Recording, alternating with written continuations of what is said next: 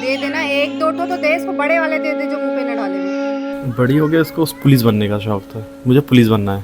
ये पुलिस से आदमी डरते हैं, मुझे पुलिस बनना है तो लोग मुझसे भी डरे।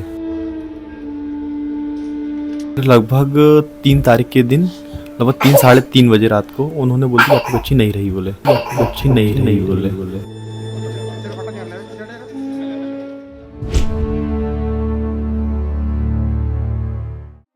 पूरा देश दिवाली के रंगों में डूबा है, लेकिन हमारे ही देश के एक हिस्से में सन्नाटा पसरा है। जिस सिरप को जीवनदायी समझा था, उसी ने 24 बच्चों को मौत की नींद सुला दिया। सपने, मुस्कुराहट और परिवार की सारी खुशियां, सब कुछ मातम में बदल गया है। ये सलमान हैं। इनकी बेटी का नाम अतिया था। अतिया को बड़ी होकर पुलिस ऑफिसर बनना था। वो कहती थी कि पापा मैं पुलिस बनूंगी, मुझसे भी सब डरेंगे। लेकिन किसे पता था एक खांसी आने पर कफ सिरप सब कुछ छीन लेगी। चलिए आपको लेकर चलते हैं आज मध्य प्रदेश के छिंदवाड़ा। इस खास रिपोर्ट में बात 24 मासूमों की मौत की और अंधेरों से घिरे घरों और परिवारों की।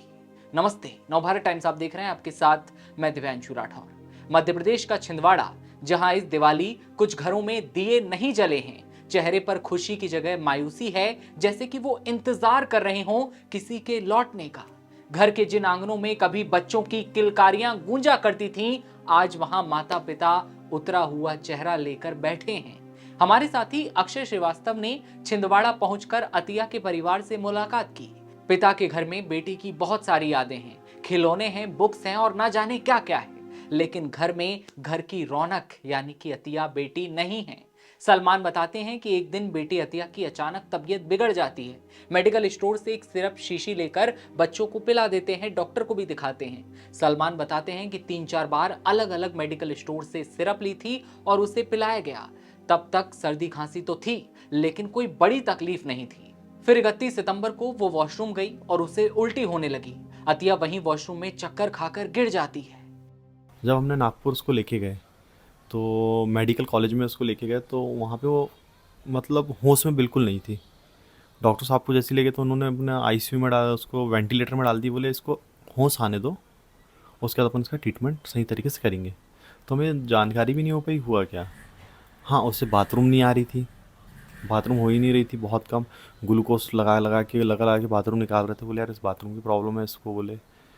और वो डॉक्टरों ने एक अंदाज़ा लगाया था कि जो अभी बीमारी चल रही है ये वही कंडीशन में अगर थोड़ा सा ये अगर कुछ मूवमेंट करे बच्चा तो हम इसका ट्रीटमेंट बेहतर से बेहतर करेंगे। इस टाइप के मतलब मसले बने थे। अ, फिर उसके बाद क्या हुआ कि मतलब फिर लगभग 3 तारीख के दिन लगभग 3 साढ़े 3 बजे रात को उन्होंने बोला कि आपकी बच्ची नहीं रही, बोले। पापा मुझे घर ले चलो। मौत से कुछ वक्त पहले तक यही शब्द थे अतिया के। वो बहुत तकलीफ में थी। इतना कहते ही सलमान रो पड़ते हैं। कुछ समय के लिए कमरे में सन्नाटा छा जाता है और पिता की आंखें भर आती हैं। लेकिन दुनिया का उसूल है, मर्द को दर्द नहीं होता। ये लड़के रोते नहीं हैं। सलमान अपने आंसुओं को बहने नहीं देते, लेकिन सलमान का दिल टूट चुका है। इन सबसे पहले जब अतिया की तबीयत ज्यादा खराब हुई तो उसे डॉक्टरों ने आईसीयू में भर्ती कराया। पिता कहते हैं कि हम दुआ कर रहे थे कि हमारी बच्ची किसी भी तरह से ठीक हो जाए।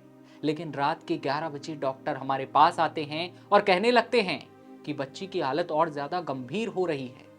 कहने लगे बच्ची और ज्यादा नाजुक स्थिति में पहुंच रही है, नागपुर रेफर कर रहे हैं। अगले दिन डॉक्टर हमारे पास आते हैं और धीमी आवाज में कहते हैं आपकी बेटी इस दुनिया में नहीं रही। सवाल वही है, अतिया की मौत का जिम्मेदार आखिर कौन? लगभग 3 तारीख के दिन लगभग 3 साढ़े 3 बजे रात को उन्होंने बोला कि आपकी बच्ची नहीं रही, बोले। सलमान और उनके परिवार को रह रहकर याद आ रहा है कि किस तरह उनकी बेटी अतिया नवरात्रि, गणेश पूजा और हर तरह के त्योहार में खुशी खुशी घूमा करती थी। दरअसल अतिया पूरे मोहल्ले में सबकी लाडली थी। दिवाली पर दिए बनाना, घर को सजाना उसे बहुत पसंद था। लेकिन आज वो इस दुनिया में नहीं है। जैसे गरबा में, होली में, और जैसे नवरात्र में जो गरबा होता है, गणेश जी बैठालते हैं, तो स्कूल में जो भी फंक्शन होते थे हर चीज़ में वो उसी के लिए भर थोड़ा सा हमें परेशान करती थी। पापा हमें ये सामान लेना, हमें वो करना है। दीपावली वगैरह में दिया विया और भी ऐसे कई सारी मतलब फ़ोटोज़ वगैरह जो रहती है मतलब कभी स्कूल की तरफ से कहीं पार्क वगैरह घुमाने लेके जाना, हर चीज़ में मतलब कभी नहीं। और एक चीज़ ये है कि वो स्कूल जाने को कभी नांगा नहीं करी। ऐसी ही कहानी है उन परिवारों की जहां 24 नन्हे नौनिहालों की जिंदगी कफ सिरप ने छीन ली है। सलमान बताते हैं कि अतिया का सपना पुलिस ऑफिसर बनना था। इतना ही नहीं, वो बर्फ वाली जगह पर जाना चाहती थी। बड़े प्यार से कहती थी, पापा मुझे बर्फ वाली जगह लेकर चलोगे ना, पापा मुझे कश्मीर लेकर चलोगे ना। रह रहकर सलमान के कानों में ये बेटी के शब्द गूंज रहे हैं। शायद आज वो जिंदा होती तो सलमान अपनी बेटी के इन सारे सपनों को सच करके दिखा देते। बस उसका एक सपना था कि उसको बर्फ़ वाली जगह जाना है। पापा एक बार अपन बर्फ़ वाली जगह चलेंगे।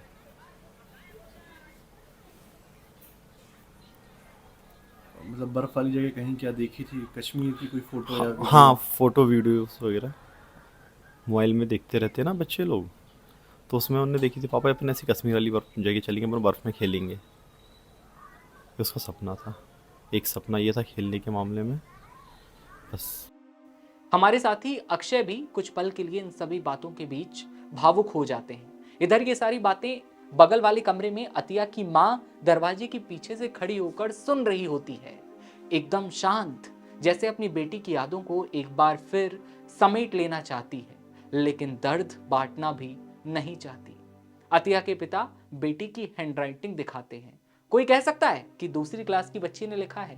पास की दराज से सलमान कुछ कॉपी किताबें निकालते हैं और कहते हैं, कितना प्यारा लिखती थी मेरी बेटी अतिया। हमेशा कहती थी पापा बड़ी होकर पुलिस ऑफिसर बनूंगी। पुलिस से सब लोग डरते हैं, मुझसे भी डरेंगे ना। बड़ी हो गया, इसको उस पुलिस बनने का शौक था। मुझे पुलिस बनना है। क्यों बनना चाहते हैं? लोग पुलिस से डरते हैं। अब वो बचपन है, कोई भी डबलाता था कि पुलिस वाले पकड़ के ले चलेंगे, देख पुलिस वाले तेरे पापा को पकड़ लेंगे, ऐसा करेंगे वैसा करेंगे, उसको बोलते थे। तो वो चीज़ उसके दिमाग में बैठी थी कि पुलिस से आदमी डरते हैं, मुझे पुलिस बनना है, तो लोग मुझसे भी डरे। वैसे बच्चे हमेशा जिद करते हैं खिलौने और बाकी चीजों के लिए, लेकिन अतिया सबसे अलग थी। वो कभी भी किसी चीज के लिए जिद नहीं करती थी। कुछ अच्छा लगा तो कहती ये दिला दो, लेकिन अगर उससे कहे कि अभी पैसे नहीं हैं, कल दिला देंगे, तो पलटकर एक ही जवाब देती थी, ठीक है पापा, बाद में दिला देना। उसे स्कूल जाना बहुत पसंद था। बेटी को याद कर पिता आगे क्या कहते हैं, आइए आप खुद सुनिए। किसी खिलौने को लेके? नहीं, कभी तो उन्होंने जिद नहीं करी। वो एक बार बोलती थी, पापा हमें ये चाहिए। हाँ ठीक है ना बेटा, हाँ चलो, पापा ने बोलते तो ला देंगे। उन्होंने बोली मम्मी हमें ये चाहिए, उन्हें हाँ बेटा ला देंगे। मतलब कभी उन्हें परेशान नहीं करी कोई चीज़ के लिए। आज ज़्यादा बच्चे कभी, जैसे भाई रोड में चल रहे बच्चे और कोई खिलौना देख के रोने लगे, उन्हें कभी जिद नहीं करी। मतलब एक समझदार जैसी थी वो। मतलब कुदरत ने उसे पैदा ही ऐसा किया था, समझदार टाइप, कभी परेशान नहीं करी। मतलब कोई भी चीज़ के लिए अपने पास पैसे नहीं भी है कभी, और उन्होंने बोली पापा ये अच्छा लग रहा है, मुझे ये चाहिए, तो बेटा अभी नहीं, अपन कल लेंगे। हाँ ठीक है ना पापा। तो उन्हें कभी दोबारा नहीं बोली पापा अपने कल ये लेने के लिए कहे थे। कभी कोई चीज़ की जिद नहीं करी उसने। जब बेटी की तबीयत ज्यादा खराब हुई थी तो सलमान अजमेर शरीफ थे। पत्नी का कॉल आया तो फौरन घर पहुंचे। ये दिवाली छिंदवाड़ा के लिए आसान नहीं है। घर पहुंचते हैं जब सलमान तो उसके बाद वहां पर चारों तरफ मातम था, लोग डरे हुए थे, अतिया की तबीयत ज्यादा खराब हो रही थी। लेकिन अब छिंदवाड़ा में अतिया नहीं रही।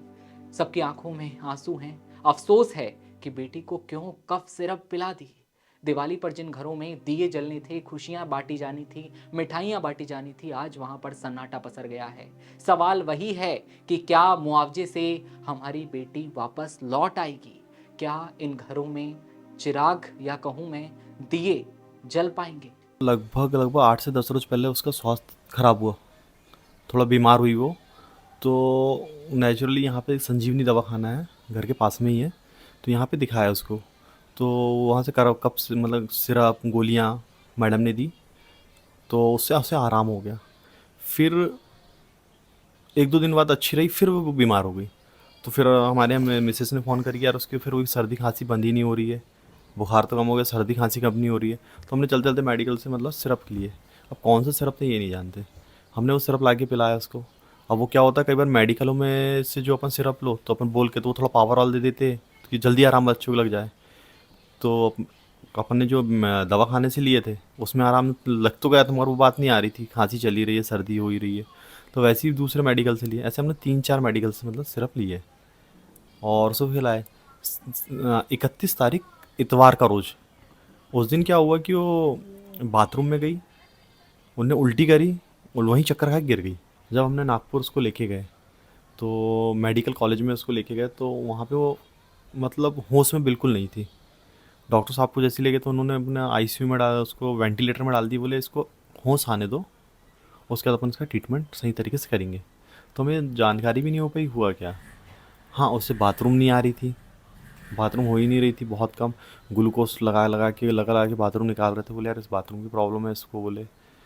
और वो डॉक्टरों ने एक अंदाज़ा लगाया था कि जो अभी बीमारी चल रही है ये वही कंडीशन में अगर थोड़ा सा ये अगर कुछ मूवमेंट करे बच्चा तो हम इसका ट्रीटमेंट बेहतर से बेहतर करेंगे। इस टाइप के मतलब मसले बने थे। फिर उसके बाद क्या हुआ कि मतलब फिर लगभग 3 तारीख के दिन लगभग 3 साढ़े 3 बजे रात को उन्होंने बोल दिया आपकी बच्ची नहीं रही, बोले। ऐसी और भी रिपोर्ट्स हैं जो साथी अक्षय कवर कर कर आप सभी के बीच लाए हैं, जो कि समय समय पर आप तक पहुंचेंगी। क्या राय है आपकी छिंदवाड़ा की इस कहानी पर अतिया को लेकर? क्या अतिया को बचाया जा सकता था? कौन जिम्मेदार? कमेंट सेक्शन में अपनी राय बताइएगा और देश दुनिया की हर खबर सबसे पहले देखते रहने के लिए आप बने रहिए नवभारत टाइम्स के साथ। नमस्कार।